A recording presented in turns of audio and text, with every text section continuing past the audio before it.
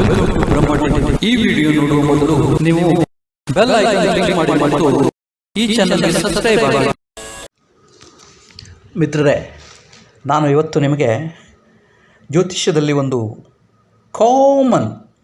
Common things for each and every horoscope, ಪ್ರತಿಯೊಬ್ಬ ವ್ಯಕ್ತಿಯ ಕುಂಡಲಿಯಲ್ಲೂ common ಸಮಸ್ಯೆ, ಆ ಸಮಸ್ಯೆಯನ್ನು ತಪ್ಪಿಸೋಕ್ಕೆ ಸಾಧ್ಯವಿಲ್ಲ, ಎಲ್ಲದರಲ್ಲೂ ಇರುತ್ತೆ. ನೋಡಿ, ರಾಹುಕೇತುಗಳು, ಬರೀ ರಾಹುಕೇತುಗಳನ್ನು ಸ್ಟಡಿ ಮಾಡಿ ಈ ವ್ಯಕ್ತಿ ಎಂಥವನು ಅಂತ ತಿಳ್ಕೊಳ್ಬೋದು.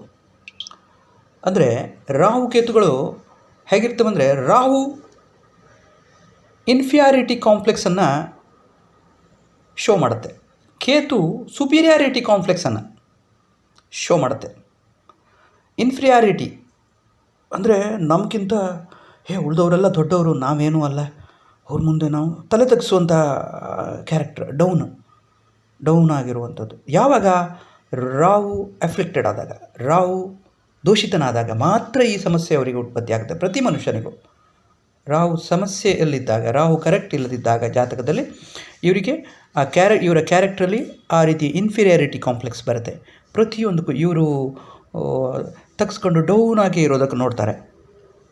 ಅದರಿಂದ ಏನಾಗುತ್ತೆ ಅಂದರೆ, ಬೇರೆಯವರು ಇವ್ರನ್ನ ಮಿಸ್ಯೂಸ್ ಮಾಡ್ಕೊಳ್ತಾರೆ, ಬೇರೆಯವರು ಎಲ್ರಿಗೂ ಇವರು ಸರೆಂಡರ್ ಆಗ್ತಾರೆ, ಹಿಂಗೆ ಡೌನ್ ಹೋಗ್ತಾರೆ. ರಾಹು ಎಫ್ಲಿಕ್ಟ್ ಆದಾಗ ಮಾತ್ರ, ದೂಷಿತನಾದ ರಾಹು ಇದ್ದರೆ ಮಾತ್ರ.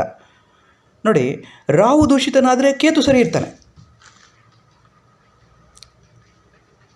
ಕೇತು ಸರಿ ಇರ್ತಾನೆ. ಕೇತು ದೂಷಿತನಾದರೆ ರಾಹು ಸರಿ ಇರ್ತಾನೆ.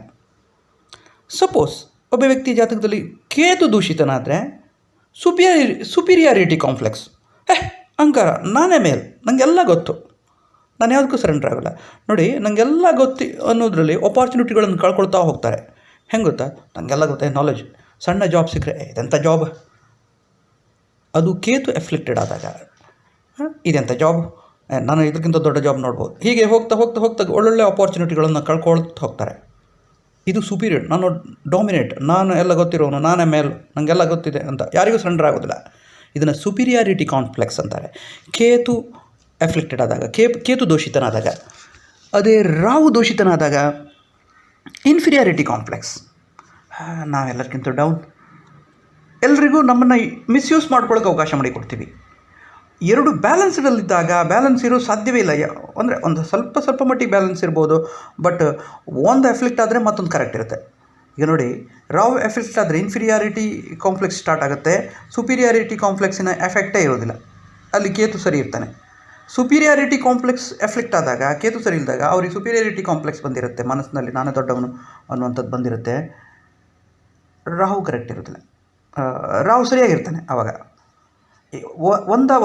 ಯಾವುದೋ ಎರಡೂ ಸರಿ ಇರೋದಕ್ಕೆ ಸಾಧ್ಯವೇ ಇಲ್ಲ ಕುಂಡಲಿಯಲ್ಲಿ. ಇದು ಸರಿ ಇದ್ದರೆ ಅದು ಸರಿ ಇರೋದಿಲ್ಲ, ಅದು ಸರಿ ಇದ್ದರೆ ಇದು ಸರಿ ಇರೋದಿಲ್ಲ. ನೋಡಿ, ಮನುಷ್ಯನನ್ನು ಕೇವಲ ಅದನ್ನು ನೋಡಿ ಸ್ಟಡಿ ಮಾಡ್ಬೋದು. ಕೆಲವೊಮ್ಮೆ ಇನ್ಫೀರಿಯಾರಿಟಿ ಕಾಂಪ್ಲೆಕ್ಸಲ್ಲೇ ಎಲ್ರಿಗೂ ಸರೆಂಡರ್ ಆಗಿ ಅವ್ರ ಜೀವನಕ್ಕೆ ಆಗೋದೇನೋ ಮಾಡ್ಕೊಳ್ತಾರೆ. ಆದರೆ ಸಮಸ್ಯೆಗಳು ಎದುರಾಗ್ತದೆ, ತುಂಬ ಭಯಪಡ್ತಾರೆ ಸಮಸ್ಯೆಗಳಿಗೆ. ಹಾವಿನ ಥರ ಹಾವು ಏನೋ ಕೆಲವೊಮ್ಮೆ ಹೆದರ್ಕೊಂಡು ಏನೋ ತಪ್ಪು ಮಾಡಿಬಿಡ್ತಾರೆ. ಹಾವು ಹೆದರ್ಕೊಂಡು ಕಚ್ಚುತ್ತಲ್ಲ, ಹಾಗೆ ಭಯಪಟ್ಕೊಂಡಿರ್ತಾರೆ. ನೀವು ಎಲ್ಲ ನೋಡಿ, ಈಗ ರಾಹು 6ರಲ್ಲಿದೆ ಅಂದರೆ ಕರೆಕ್ಟ್ ಇದೆ ಅಂತ ಅರ್ಥ. ಕೇತು 12ಕ್ಕೆ ಹೋಗ್ತಾನೆ, ದೂಷಿತನಾಗ್ತಾನೆ, ಆವಾಗ ಸುಪೀರಿಯಾರಿಟಿ ಕಾಂಪ್ಲೆಕ್ಸ್ ಬಂದುಬಿಡುತ್ತೆ. ಸಪೋಸ್ ರಾಹು ಲಗ್ನದಲ್ಲಿದ್ದರೆ ಇನ್ಫೀರಿಯಾರಿಟಿ ಕಾಂಪ್ಲೆಕ್ಸ್ ಕ್ರಿಯೇಟ್ ಮಾಡ್ತಾನೆ. ಸುಪೀರಿಯಾರಿಟಿ ಕಾಂಪ್ಲೆಕ್ಸಿಂದ ಅಂತ ಇದ್ರಲ್ಲ, ಇನ್ಫೀರಿಯಾರಿಟಿ, ಭಯ ಪಟ್ಕೊಂಡು ಇದು ಮಾಡೋದು. ಇಂಟೆಲಿಜೆಂಟ್ ಇರ್ತಾರೆ, ಎಲ್ಲ ಇರ್ತಾರೆ, ಆದರೆ ಅವರಿಗೆ ಒಂದು ಸ್ವಲ್ಪ ಹಿಡನ್ ಭಯ ಇರುತ್ತೆ, ಯಾವಾಗಲೂ ಭಯ ಇರುತ್ತೆ. ರಾಹು ಇನ್ಫೀರಿಯಾರಿಟಿಯನ್ನು ಅಫ್ಲಿಕ್ಟೆಡ್ ಆದಾಗ, ಅಥವಾ ಲಗ್ನದಲ್ಲಿ ಬಂದಾಗ, ಅಥವಾ ಇತ್ತಂತಾದರೆ ಜಾತಕದಲ್ಲಿ ಅವರಿಗೆ ಇನ್ಫೀರಿಯಾರಿಟಿ ಕಾಂಪ್ಲೆಕ್ಸ್ ಇದ್ದೇ ಇರುತ್ತೆ, ಪ್ರತಿಯೊಂದಕ್ಕೂ ಭಯಪಡ್ತಾರೆ. ಆವಾಗ ಆಪರ್ಚುನಿಟೀಸ್ ಸಿಗುತ್ತೆ, ಎಲ್ರಿಗೂ ಸರೆಂಡರ್ ಆಗ್ತಾರೆ, ಆದರೆ ಬೇರೆಯವರು ಅವ್ರನ್ನ ಮಿಸ್ಯೂಸ್ ಮಾಡ್ತಾರೆ. ಸುಪೀರಿಯಾರಿಟಿ ಕಾಂಪ್ಲೆಕ್ಸ್ ಬಂತಂದರೆ, ಕೇತು ಸರಿ ಇದ್ದ ಅಂತಾದರೆ, ರಾಂಗ್ ಇದ್ದ ಅಂತಾದರೆ ಸುಪೀರಿಯಾರಿಟಿ ಕಾಂಪ್ಲೆಕ್ಸ್, ಆಪರ್ಚುನಿಟೀಸೇ ಬರೋಲ್ಲ, ಯಾರನ್ನೂ ಕೇರ್ ಮಾಡೋದಿಲ್ಲ. ನಾನೇ ಮೇಲೆ, ನನಗೆ ಒಂದಿಷ್ಟು ಕಾಲ ನಾನೇ ಮೇಲೆ, ಅವರಿಗೆ ಸುಮಾರಿಂದ ಒಪ್ಪಿಗೆ ಆಗೋದಿಲ್ಲ. ಆ ಕಾಂಪ್ಲೆಕ್ಸಿಂದಾಗಿ ಆಪರ್ಚುನಿಟೀಸ್ಗಳನ್ನು ಕಳ್ಕೊಳ್ತಾರೆ, ಯಾರೂ ಅವ್ರನ್ನ ಮಿಸ್ಯೂಸ್ ಮಾಡ್ಕೊಳ್ಳೋಕ್ಕಾಗಲ್ಲ. This is the complexity of Rahu Ketu. ಪ್ರತಿಯೊಬ್ಬರ ಜಾತದಲ್ಲಿ ಒಂದು ಸರಿ ಇದ್ದರೆ ಮತ್ತೊಂದು ಸರಿ ಇರೋದಿಲ್ಲ, ಇವೆರಡರೊಳಗೆ ಒಂದೇ ಕರೆಕ್ಟ್ ಇರೋದು. ರಾಹು ಸರಿ ಇತ್ತೋ ಕೇತು ಸರಿ ಇಲ್ಲ, ಕೇತು ಸರಿ ಇತ್ತೋ ರಾಹು ಸರಿ ಇರೋದಿಲ್ಲ. ಇವೆರಡರಿಂದಲೇ ಆ ವ್ಯಕ್ತಿ ಎಂಥವನಂತ ಗೇಜ್ ಮಾಡ್ಬೋದು. ಓಕೆ ಮಿತ್ರರೇ, ಈ ರಾಹು ಕೇತುಗಳಿಗೆ ಕರೆಕ್ಟ್ ಆಗಬೇಕಂದ್ರೆ ರಾಹು ಇನ್ಫೀರಿಯಾರಿಟಿ ಕಾಂಪ್ಲೆಕ್ಸ್ ಇತ್ತಂತ ಮಾಡುವ, ಯಾರಿಗಾದರೂ ರಾಹುವಿನ ಸಮಸ್ಯೆಗಳಿದ್ದು ಅಂತ ಮಾಡುವ, ಅವರು ಎಲ್ಲ ನಂಬ್ತಾರೆ. ಯಾವುದು ಬ್ಲ್ಯಾಕ್ ಮ್ಯಾಜಿಕ್ಕು ಅದು ಮಾಡಿದ್ದಾರೆ ಇದು ಮಾಡಿದ್ದಾರೆ, ನಮ್ಗೆ ಯಾರೋ ಏನೋ ತೊಂದರೆ ಕೊಡ್ತಿದ್ದಾರೆ, ಹೀಗೇ ಥಿಂಕ್ ಮಾಡ್ತಿರ್ತಾರೆ ಅಷ್ಟೊತ್ತಿಗೂ. ಯಾರೋ ನಮ್ಗೆ ಎಂಥದ್ದು ಕೆಟ್ಟದ್ದು ಮಾಡ್ತಾಯಿದ್ದಾರೆ. ಯಾವುದು ಈ ಪ್ರಪಂಚದಲ್ಲಿ ಯಾರನ್ನೂ ಏನೂ ಮಾಡೋಕ್ಕಾಗೋದಿಲ್ಲ. ಎಲ್ಲ ಭಗವಂತನ ಆಡಳಿತ ಇರುತ್ತೆ. ಅದು ನಮ್ಮ ಮನಸ್ಥಿತಿ. ನಾವು ಹುಟ್ಟಿದ್ಗಳಿಗೆ ನಮ್ಗೆ ಹಾಗೆ ಅನಿಸೋದು, ನಮ್ಮ ಹಣೆಯಲ್ಲಿ ಬರ್ತಿರುತ್ತೆ, ಅದೇನೋ ನಡೆದು ಹೋಗುತ್ತೆ. ಆದರೆ ಇಂಥ ಒಂದು ಪರಿಸ್ಥಿತಿ ಇದ್ದರೆ, ಇನ್ಫೀರಿಯಾರಿಟಿ ಕಾಂಪ್ಲೆಕ್ಸ್ ರಾಹು ಇದ್ದಾಗ ನಾವು ರಾಹುವಿನ ಹರಳನ್ನು ಧರಿಸಿದರೆ ಸಮ್ ಎಕ್ಸ್ಟೆಂಟ್ ಕಂಟ್ರೋಲ್ ಬರುತ್ತೆ. ಇನ್ನೊಂದು, ಭಗವಂತನ ನಾಮಸ್ಮರಣೆ ಇದ್ದು ಸ್ಪಿರಿಚುವಲಿ ನಾವು ಓಪನ್ ಅಪ್ ಆದರೆ ಸ್ವಲ್ಪ ಮಟ್ಟಿಗೆ ಅದು ಕಂಟ್ರೋಲ್ ಬರುತ್ತೆ. ನಮಗೆ ಸ್ಪಿರಿಚುವಲಿ ನಾವು ಗಾಡ್ ಬಗ್ಗೆ ಪ್ರತಿಯೊಂದರ ಬಗ್ಗೆ ನಾಲೆಜ್ ನೋಡಿ, ರಾಹು ನಾಲೆಜನ್ನು ಕೊಡುವುದಿಲ್ಲ. ಸುಪೀರಿಯಾರಿಟಿ ಕಾಂಪ್ಲೆಕ್ಸ್ ಇರುವವರಿಗೆ ನಾಲೆಜ್ ಕೊಡ್ತದೆ.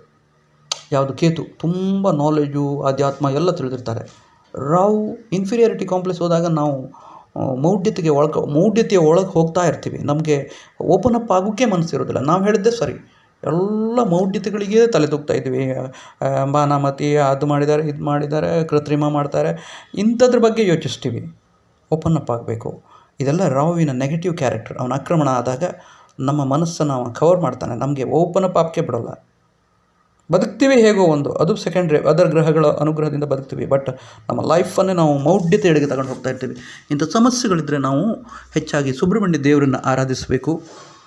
ಇಲ್ಲ ಸುದರ್ಶನ ಚಕ್ರವನ್ನು ನಾವು ತುಂಬ ಆರಾಧಿಸಬೇಕಾಗತ್ತೆ. ಸುದರ್ಶನಿಗೆ ರಾಹು ಹೆದರ್ತಾನೆ.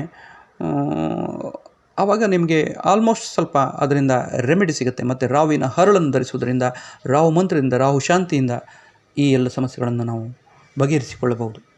ಆಂಜನೇಯನ ನಾಮಸ್ಮರಣೆಯಿಂದ ರಾಹು ಕಂಟ್ರೋಲಿಗೆ ಬರ್ತಾನೆ.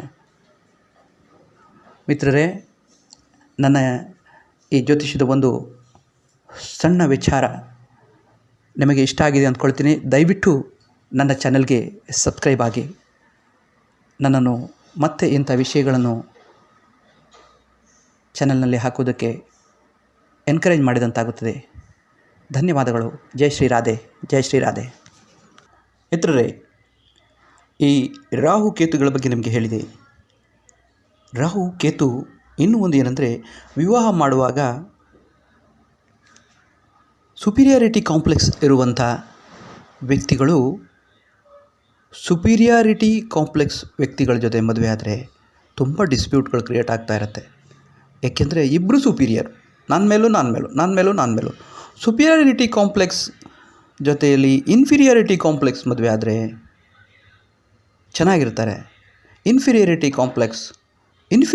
ಕಾಂಪ್ಲೆಕ್ಸ್ ಜೊತೆಗೆ ಮದುವೆ ಆದರೆ ಇಬ್ಬರೂ ಮೌಢ್ಯತೆ ಕಡೆಗೆ ಅವರ ಮನಸ್ಥಿತಿ ಎಳಿತಾ ಇರುತ್ತೆ. ಇಬ್ಬರೂ ಒಂದೇ ಥರ. ಮ್ಯಾರೇಜ್ ಲೈಫ್ಗೆ ಏನು ತೊಂದರೆ ಆಗೋದಿಲ್ಲ, ಆದರೆ ಇಬ್ಬರೂ ಓಪನ್ ಅಪ್ ಆಗೋದಿಲ್ಲ, ಹೊರ ಪ್ರಪಂಚ ನೋಡೋದಿಲ್ಲ, ಅವ್ರದ್ದೇ ಲೋಕದಲ್ಲಿ ಮುಳುಗಿರ್ತಾರೆ. ಈ ರಾಹುಕೇತುಗಳು ಮನುಷ್ಯನ ಜೀವನದಲ್ಲಿ ತುಂಬ ಇಂಪಾರ್ಟೆಂಟ್ ಆಗಿವೆ. ಜ್ಯೋತಿಷ್ಯ ಚಕ್ರದಲ್ಲಿ, ಕುಂಡಲಿಯಲ್ಲಿಯೂ ಕೂಡ ಇವುಗಳು ಛಾಯಾಗ್ರಹಗಳಾದರೂ, ಕಣ್ಣಿಗೆ ಕಾಣಿಸದೇ ಇರುವ ಗ್ರಹಗಳಾದರೂ ಕೂಡ ಇವುಗಳ ಮಹತ್ವ ಬಹಳ ಇದೆ.